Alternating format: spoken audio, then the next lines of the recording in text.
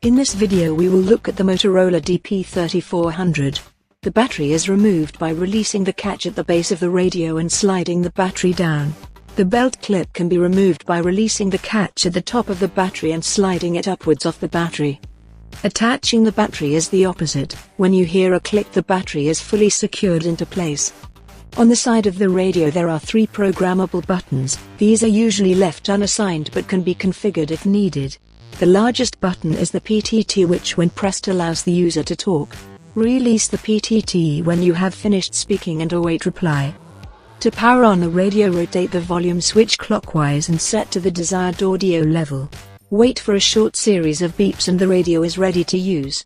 The channel switch can be used to select the desired channel. Some events require a multi-zone radio. A standard 16-channel radio can have a further 16 channels in a second zone, which if enabled can be accessed by holding down the orange button. A short series of beeps confirms the zone change has been successful.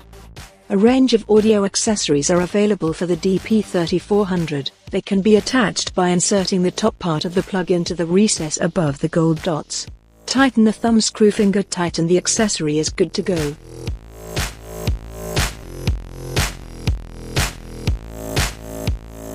To charge the battery, insert the radio with battery attached into the charger. A battery can also be charged on its own. A red LED will confirm the battery is charging. An orange LED will indicate that the battery needs to recondition, and this will take place before the LED turns red and charges.